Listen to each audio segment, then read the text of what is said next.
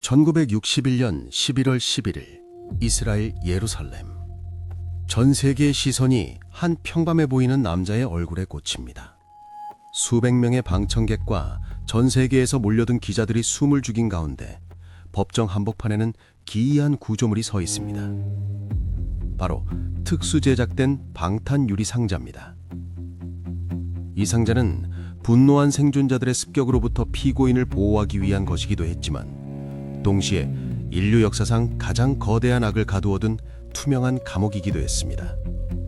그 안에 앉아있는 남자는 50대 중반의 평범한 신사 아돌프 아이히만입니다. 사람들의 마음은 두려움과 혐오 반반이었을 것입니다. 600만 명의 생명을 기차에 실어 가스실로 보낸 장본인이라면 눈에는 살기가 등등하고 입술에는 비열한 미소를 머금은 누가 봐도 괴물의 형상을 하고 있을 것이라고 말이죠. 하지만 유리 상자 속의 그는 너무나도 온화해 보였습니다. 삐딱하게 쓴 뿔테 안경, 숱이 적은 머리와 좁은 어깨, 그리고 자꾸만 서류를 만지작거리는 공무원 특유의 강박적인 습관까지. 그는 악마라기보다 우리 동네 시청에서 흔히 볼 수 있는 만년 과장이나 깐깐한 회계사 같은 인상이었습니다. 검사가 나열하는 끔찍한 학살의 기록 앞에서도 그의 표정은 무미건조했습니다. 아니, 오히려 억울해 보이기까지 했죠. 그는 법정에서 상사에게 보고서를 제출하듯 차분하고 정중한 어조로 입을 열었습니다. 그가 내뱉는 한마디 한마디는 법정을 경악을 넘어선 기괴한 정적에 빠뜨립니다. 나는 살인자가 아닙니다. 나는 그저 기차의 시간표를 짜고 물류를 관리했을 뿐입니다. 나는 국가의 법을 준수하는 성실한 시민이었고 주어진 업무를 완수하는 데 최선을 다했을 뿐입니다. 만약 내가 그 일을 하지 않았다면 나는 직무유기로 양심의 가책을 느꼈을 것입니다. 600만 명의 죽음을 물류관리의 효율성으로 치부하는 이 소름 끼치는 태도. 현장에 있던 생존자들은 그의 담담한 목소리에 치를 떨며 쓰러졌습니다. 사람들은 혼란에 빠졌습니다. 저 남자는 정말 피도 눈물도 없는 사이코패스일까요? 아니면 우리가 전혀 예상치 못한 또 다른 종류의 악이 그 안에 숨어 있는 걸까요? 영상을 끝까지 보시면 인류 역사상 가장 충격적인 재판이 남긴 이 이야기의 비밀과 우리 평범한 일상 속의 독보서처럼 숨어 있는 악의 진짜 얼굴을 마주하게 되실 것입니다. 시간을 되감아 보겠습니다. 이제 그의 실패로 점철된 어느 소시민의 청년기의 이야기입니다. 1906년 독일 졸링겐. 한 평범한 중산층 가정에서 아이히만이 태어납니다. 어린 시절에 그는 괴물과는 거리가 멀었습니다. 아니, 오히려 너무나도 평범해서 어디서도 눈에 띄지 않는 투명인간 같은 아이였죠. 엄격한 아버지는 그에게 큰 기대를 걸었지만 아이히만은 학교 성적이 늘 바닥을 맴돌았고 고등학교조차 졸업하지 못한 채 직업학교를 전전했습니다. 성인이 된 아이히만은 진공청소기 판매원과 석유회사의 외판원으로 일하며 하루하루를 버텼습니다. 하지만 대공황의 파도가 닥치자 그는 가장 먼저 실직의 고통을 겪었습니다. 그는 사악한 야망을 품은 혁명가도 타인을 괴롭히는 가학적인 인물도 아니었습니다. 그저 어딘가에 강력하게 소속되고 싶다는 욕구와 나라는 존재가 시스템 안에서 인정받고 싶다는 소박하고도 비겁한 욕망에 목말라 있던 청년이었을 뿐입니다.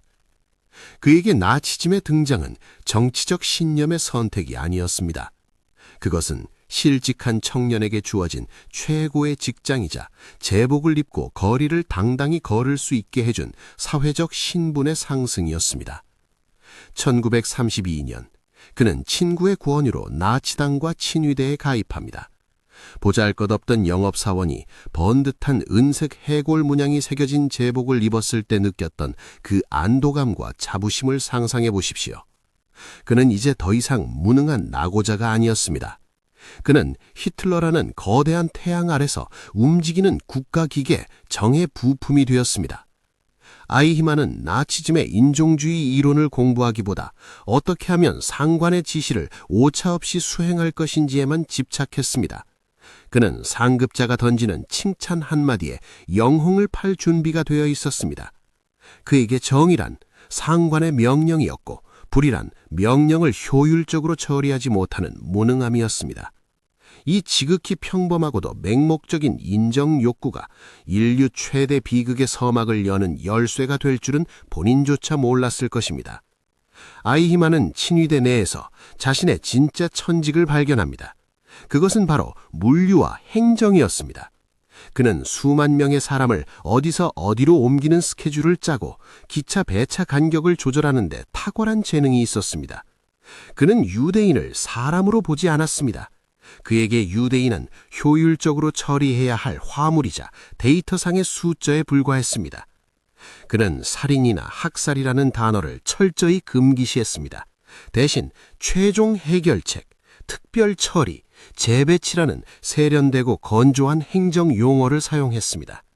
언어를 오염시킴으로써 자신의 행동이 가진 실제 의미를 은폐한 것이죠. 서류에 도장을 찍는 그의 손길은 떨리지 않았습니다. 왜냐하면 그는 가스실에서 죽어가는 아이들의 비명을 듣지 않고 자신의 책상 위에 놓인 배차 성공 그래프만을 보았기 때문입니다. 그의 사무실에는 피냄새 대신 잘 정돈된 서류와 잉크 냄새만이 가득했습니다. 1942년 1월 베를린의 한 아름다운 별장에서 열린 반제회의. 인류 역사상 가장 기괴한 이 회의에서 아이히만은 간사를 맡았습니다. 당대 최고의 엘리트들, 박사 학위를 가진 고위 관료들이 칵테일을 마시며 총으로 쏘는 건 비용이 많이 드니 독가스를 쓰자고 아주 합리적으로 토론하는 모습을 보며 그는 생각했습니다. 이렇게 훌륭한 분들이 당연히 말하는데 내가 감히 의문을 품을 필요가 있나? 나는 그저 이 훌륭한 설계를 완벽하게 집행하는 유능한 도구가 되면 된다. 그는 스스로 사유하기를 포기하고 시스템의 노예가 되기로 결심합니다. 그에게 악은 거창한 증오가 아니라 상사들에게 인정받기 위한 깔끔한 서류 정리와 완벽한 의사 진행에 있었습니다. 전쟁 말기인 1944년 독일의 폐색이 짙어지자 나치 수뇌부조차 학살을 멈추려 했습니다. 하지만 아이히만은 멈추지 않았습니다. 오히려 그는 자신의 마지막 프로젝트를 성공시키기 위해 헝가리로 달려갔습니다. 그는 단 8주 만에 44만 명 이상의 유대인을 수용소로 실어 나르는 경이적인 실적을 올립니다. 독일 장군들이 군용 열차가 부족해 병력을 옮길 수 없다고 애원할 때조차 그는 히틀러의 명령을 근거로 열차를 가로채 학살지로 보냈습니다. 이것은 단순한 복종을 넘어선 자발적 광기였습니다. 그는 자신의 행동이 가져올 고통을 상상하는 능력을 완전히 상실했습니다. 그에게 중요한 것은 오직 오늘의 수송 수치를 100% 달성하는 것이었습니다. 그는 기차 안에서 갈증과 공포로 죽어가는 사람들의 눈동자 대신 배차표의 오차 범위를 0%로 줄인 것에 커다란 자부심을 느꼈습니다. 이것이 바로 사유하지 않는 성실함이 도달할 수 있는 가장 끔찍한 정점이었습니다. 성실함이라는 말은 얼핏 긍정적 뜻 같지만 주관적인 측면이 강해 과연 누구를 위한 성실함인지를 생각하면 결코 간단한 말이 아닙니다. 그는 효율적인 인간의 죽임의 업무를 성실하게 수행한 것이었죠. 자, 이제 다시 예루살렘의 법정으로 돌아옵니다. 1962년 5월 31일 자정, 아이히만은 교소형에 처해집니다. 그는 마지막 순간까지도 왜 죽어야 하는지 이해하지 못한 채 독일 만세를 외쳤습니다. 이 재판을 지켜본 유대인 철학자 한나 아렌트는 전 세계를 뒤흔든 충격적인 보고서를 내놓습니다. 그것이 바로 악의 평범성이라는 무거운 화두입니다. 그녀는 말합니다. 아이히만은 특별히 사악한 인간이 아니었습니다. 그는 너무나도 평범하고 어처구니 없을 정도로 상투적인 인간이었습니다. 그가 저지른 가장 큰 죄는 바로 생각하기를 멈춘 죄였습니다. 타인의 입장에서 고통을 상상하지 못하고 시스템이 주는 보상에만 매몰된 사유의 부재가 그를 괴물로 만들었다는 것입니다.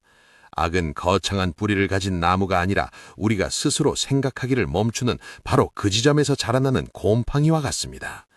오늘날 아이히만은 죽었지만 악의 평범성은 다른 옷을 입고 우리 곁에 살아 숨쉽니다. 기업 윤리의 아이히만.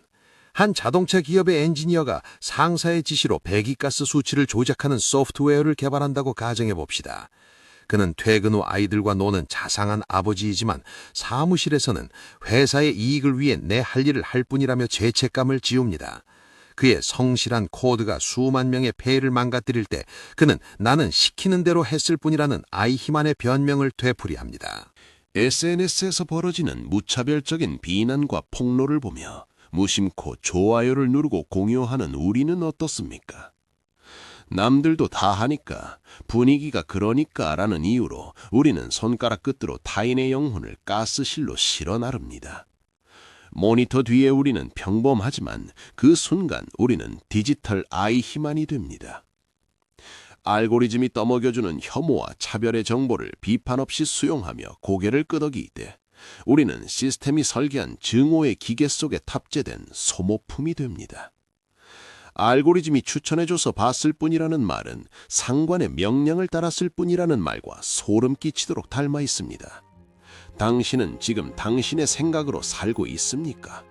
아니면 시스템이 설계한 배차표에 따라 움직이고 있습니까? 아이히만 갇혀있던 유리 상자는 사실 우리 시대를 비추는 거울입니다. 현대 사회는 성과와 효율성이라는 이름으로 우리에게 질문하기를 멈추라고 유혹합니다. 복잡하게 생각하지 마. 네 일만 잘하면 돼. 조직의 룰을 따라야지.